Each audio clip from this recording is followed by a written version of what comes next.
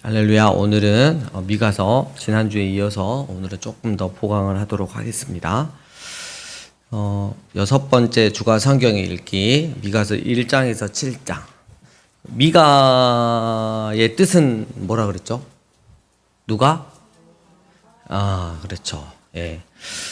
첫 번째 배경입니다.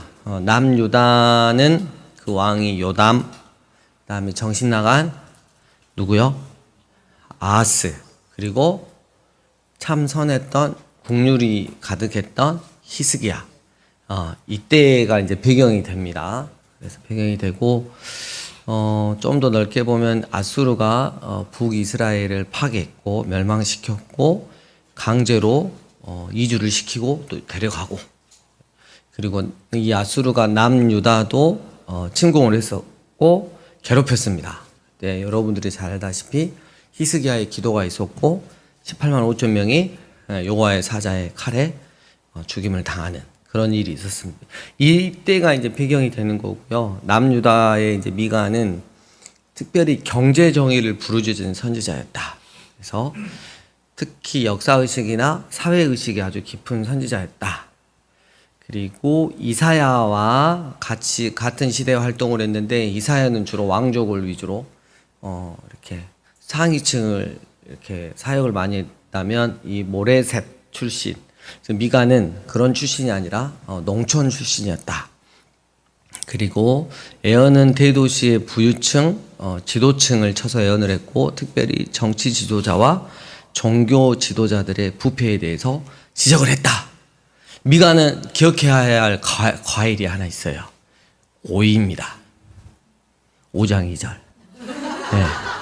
그래서 미가는 오이를 하나 꼭 기억해야 되는데, 진정한 목자이신 메시아가 어디서 나온다? 베들레헴에서. 조금 이따 어떤 배경에서 나왔는지 잠깐 확인해보고 두 번째로 넘어갑니다. 그 미가서가 던지는 질문이 있어요. 하나님께서는 멀리 계시고 인간 역사에는 관여치 않으시는 건가?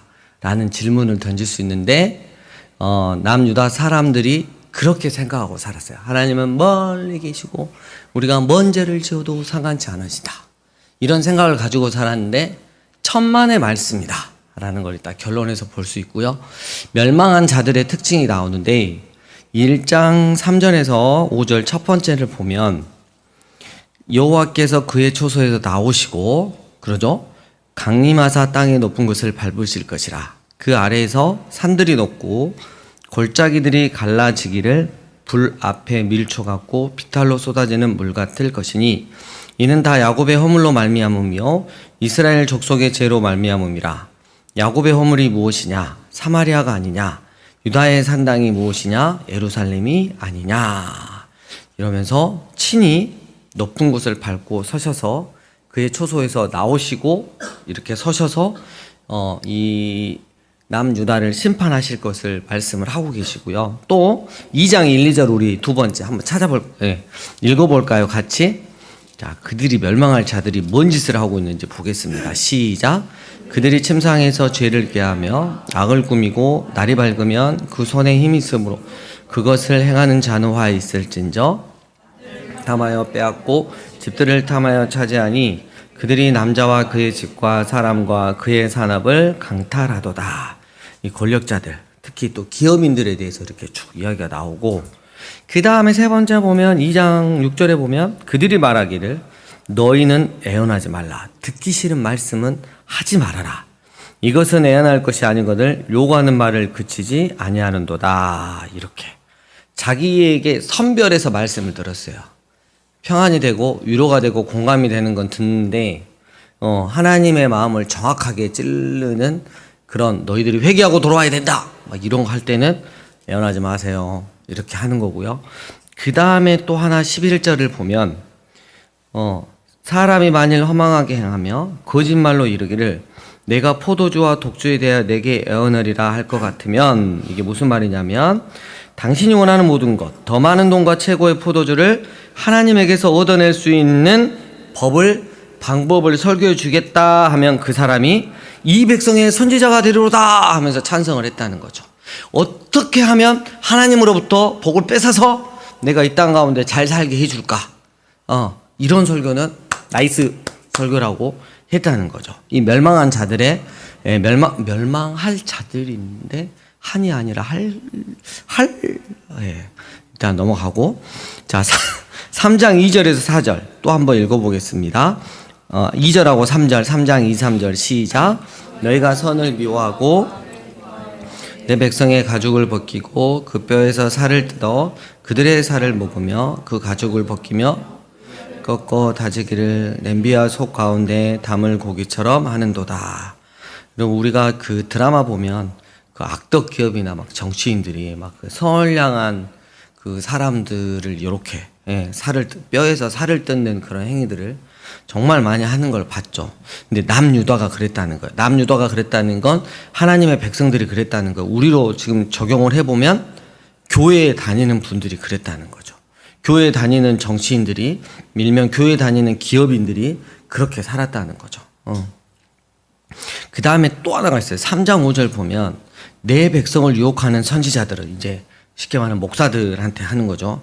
이에 물 것이 있으면 뇌물이 있으면 돈이 들어오면 평강을 외치나 그 입에 무엇을 채워주지 아니하는 자에게는 전쟁을 준비하는도다. 나한테 물것 금전적인 이득을 주지 않는 성도들한테는 어떻게 한다고요? 전쟁을 준비한대요. 이런 선지자에 대하여 여호와께서 이르시되 이렇게 이야기를 하면서 권력을 탐하고 돈을 사랑하고 음란을 먹고 마시는 이러면 안 된다는 걸 지금 이야기를 하고 있고요. 그 다음에 또 하나가 있어요. 7번째 11절 한번 읽어볼까요? 11절 시작.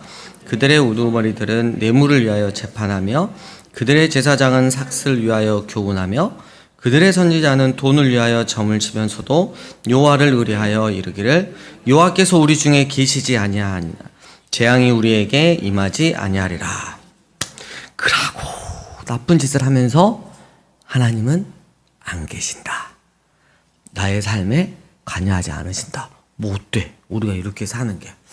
그러니까 우리가 시편에서 보면 당장 그 하나님의 진노가 내려지지 않는다고 해서 하나님이 없다라고 하는 거, 계시지 않는다라는 게 아니죠. 하나님이 참으시는 중에 있는 거죠. 근데 악인을 향해서 어느 날 갑자기 뭘 쏘신다? 화를 쏘시죠. 그때 가서 후회해봤자 아무 필요가 없다는 거죠. 마지막 하나 더 있어요. 6장 9절부터 이렇게 나와 있는데요. 여호와께서 성읍을 향하여 외쳐 부르시나니 지혜는 주의 이름을 경외함이라. 여러분 우리에게 지혜는 공부 잘하고 뭐 일을 처리하고 막 이런 것도 중요하지만 우리에게 진짜 지혜는 뭐다? 하나님을 경외하는, 공경하고 그 어떤 순간에도 하나님을 두려워함으로 하나님의 면전 앞에서 하나님의 얼굴 앞에서 살아가는 인생이 진짜 지혜로운 인생이라고 말씀을 하고 있어요. 너희는 뭐가 준비되었다? 그렇죠. 하다미한테 자꾸 까불면 뭐가 예비되었다 그러죠? 매 맞아야겠다 막 이러듯이. 근데 하다미는 별개의 문제고요. 여기는 지금 남유다는 뭐예요? 하나님께서 너희는 안 되겠다. 너희는 진짜 맞아야겠다. 딱 이렇게 하면서 10절에 좀만 읽어볼게요. 악인의 집에 아직도 불의한 재물이 있느냐? 축소시킨 가증한 에바가 있느냐? 내가 만일 부정한 저울을 섞어다 주머니에 거짓 저울줄을 두었으면 깨끗하겠느냐? 그 부자들은 강포가 가득하였고 그 주민들은 거짓을 말하니 그 여가 입에서 거짓되도다. 그러므로 나도 너를 쳐서 병들게 하였으며 내 죄로 말미암아 너를 황폐하게 하였나니 네가 먹어도 배부르지 못하고 항상 속이 빌 것이며 네가 감추어도 보존되지 못하였고 보존된 것은 내가 칼에 붙일 것이며 네가 씨를 뿌려도 추수하지 못할 것이며 감람 열매를 밟아도 기름을 내 몸에 바르지 못할 것이며 포도를 밟아도 술을 마시지 못하리라. 짠짠짠 이렇게 나오고 있어요. 멸망한 자들, 남유다의 그 하나님 앞에 얼마나 이렇게 부정한 삶, 죄악된 삶을 살았는지를 낱낱이 보여주고 있습니다. 근데 우리가 항상 선지서를 보면 그게 끝이 아니죠. 세 번째로 넘어갑니다. 거기서 무엇을 얻으리니?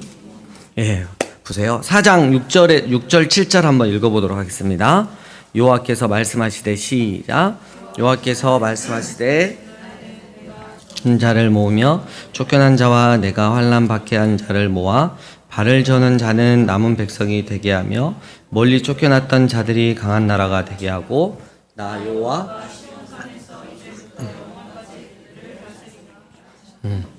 네, 요거는 일차적으로 이제 저는 자들, 쫓겨난 자들, 뭐 환란을 받은 자들인데 이게 일차적으로 바벨론의 포로로 끌려간 이스라엘 백성들, 거기서 전심으로 하나님 은혜로 돌이키게 하고 회개케 하고 돌아오게 할 그 백성들을 이렇게 말하고, 영적으로는 어둠과 사망의 권세에 놓여 있는 죄인들. 근데 하나님의 은혜로 구원할 자들이 있다는 거죠. 그래서 4장 1, 2절 한 번 더 읽겠습니다. 끝날에 시작. 끝날에 이르러는 여호와의 전의 산들의 꼭대기에 굳게 서며 작은 산들 위에 뛰어나고 민족들이 그리로 몰려갈 것이라. 곧 많은 이방 사람들이 가며 이르기를 오라 우리가 여호와의 산에 올라가서 야곱의 하나님의 전에 이르자. 그가 그의 도를 가지고 우리에게 가르치실 것이니라. 우리가 그의 길로 행하리라 하리니 이는 율법이 시온에서부터 나올 것이요 여호와의 말씀이 예루살렘으로부터 나올 것임이라. 그러니까 이것도 1차적으로는 유다 백성들의 포로 귀한 이유를 가리키고, 두 번째는 종말론적인 시각에서 보면 메시아의 시대, 우리 주님의 시대를 가리키고 있는 거죠. 결국 이 모든 것들이 하나님의 은혜로 이루어지는데, 특별히 메시아가 나올 장소를 지정해 주고 있습니다. 그 과일 이름은 뭐였다? 오이였다. 한번 읽어보도록 하겠습니다. 베들레헴 시작. 베들레헴 에브라다야 잘지로도 이스라엘을 다스리는 자가 내게서 내게로 나올 것이라. 그의 근본은 상고의 영원에 있느니라. 아멘. 이렇게 해가지고 우리가 하나님의 백성을 상징하는 그 남유다, 실제적으로 1차적인 그 역사 가운데서 구원을 하나님께서 어떻게 행하셨는지, 바벨론 포로로 끌려가게 하셨지만 70년 동안 훈련 받게 하시고 돌아오게 하시는 그 역사의 현장이 있었고, 지금 우리로 말하면 예수님이 이 땅 가운데 오셔서 십자가의 구원의 사역 때문에 우리가 구원을 얻고 장차 마지막 날에 그 주님을 다시 만날 거라는 거, 이렇게 딱 1차적으로 결론을 냈고요. 네 번째, 이스라엘과 변론하실 것이라. 그러면서 우리 하나님 따라합시다. 뒤끝 있으십니다. 따라하자 그랬는데 우리 이곤사님만 하셨습니다. 복에 복이 있을지어다. 아이고 웃겨라. 6장 2절 보면 너희는 여호와의 변론을 들으라. 여호와께서 자기 백성과 변론하시며 이스라엘과 변론하실 것이라. 이르시기를 내 백성아, 내가 무엇을 너에게 행하였으며 무슨 일로 너를 괴롭게 하였느냐? 너는 내게 증언하라. 하나님이 이렇게 따져 물으시는 거예요. 내가 너한테 뭘 했길래? 내가 너를 뭘 괴롭혔길래 네가 나에 대해서 그렇게 죄악을 짓고 나를 멀리하고 말씀에 불순종하는 삶을 사느냐? 우리도 언젠가는 하나님 앞에 회개, 돌이키는 게 아니라 여의죠. 계산당할 날이 올 것입니다. 그때 주님의 은혜로, 그리고 우리가 진짜 주님의 자녀였음을, 그게 마지막에 증명이 된다면 이 회개, 계산하는 날에 우리는 주님의 은혜로 통과가 될 것이지만, 그렇지 않는 경우는 일일이 하나하나씩 다 우리의 살아왔던 행위대로 심판을 받고 영원한 지옥 형벌에 처해진다는 사실, 우리가 명심하면서 살았으면 좋겠습니다. 다섯 번째 결론입니다. 결론은 6장 이제 6절에서 8절, 이게 이제 주제 말씀이죠. 또 한번 읽어볼까요? 시작. 내가 무엇을 가지고 여호와 앞에 나아가며 높으신 하나님께 경배할까? 내가 번제물로 일련된 송아지를 가지고 그 앞에 나아갈까?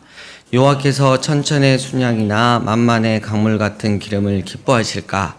내 허물을 위하여 내 맏아들을, 내 영혼의 죄로 말미암아 내 몸의 열매를 드릴까? 사람아, 주께서 선한 것이 무엇임을 내게 보이셨으니 여호와께서 내게 구하시는 것은 오직 정의를 행하며 인자를 사랑하며 겸손하게 내 하나님과 함께 행하는 것이 아니냐. 이렇게 있습니다. 우리가 하나님 앞에 우리가 이제 그 예수님을 따를 때 하는 게 뭘 드릴까? 가 우리가 그 중심이 되는 게 아니라 내 마음을 하나님이 기뻐하신 방향으로 모든 마음을 주님께 드리는 그게 더 중요한 거죠. 어떤 물질적인 걸 드리고, 그러니까 어떤 교회들은 이제 헌금에 관한 문제들이 되게 많이 나오잖아요. 이제 제가 자꾸 이야기하지만 헌금은 주님께 받은 은혜가 넘치면 그냥 하게 돼 있는 거예요. 그래서 만약에 그 사람이 헌금에 대해서 강팍하다, 이렇게 있는 경우는 그렇죠. 그 사람이 하나님의 은혜를 아직 못 누리고 있기 때문에 교회가 그를 위해서 기도하고 또 말씀을 잘 들려주고 함께 은혜 가운데 나아가게 하는 거죠. 네, 우리가 늘 중요한 게 우리의 마음을 도려내가지고 80%만 드려? 90%? 너무 많은 것 같은데 이래도 주님은 사용하지 않으십니다. 99% 드려? 1%는 그것도 사용하지 않습니다. 우리가 잘 기억해야 되고, 우리가 하나님께 뭘 드려서 하나님이 감동받아서 그걸로 뭘 하신다? 아니에요. 우리 하나님 온 세상이 당신 것이에요. 전능하신 하나님이세요. 그냥 우리의 마음을 받길 원하세요. 다시 한번 이 주제 말씀을 보면 하나님을 사랑하고 누구를 사랑해라? 네 이웃을 사랑하라는 거예요. 네 몸처럼. 하나님 우리를 사랑하신 것처럼 네가 하나님의 사랑을 받고 산 만큼 네 이웃에게 베풀면서 살아라. 다시 한번 표현을 하면 삶이 예배가 되라 라는 것입니다. 자, 그럼 마무리를 지면서 하나님께서는 과연 멀리 계시고 인간 역사에는 관여치 않으시는 걸까? 에 대한 답이 나왔습니다. 1번, 하나님은 여전히 인간 역사에 깊은 관심을 가지고 계시며 공의를 행하신다는 거. 두 번째, 갈수록 부패하고 폭력적인 사회에서 온전한 타협하지 않는 믿음의 생활을 하라는 거죠.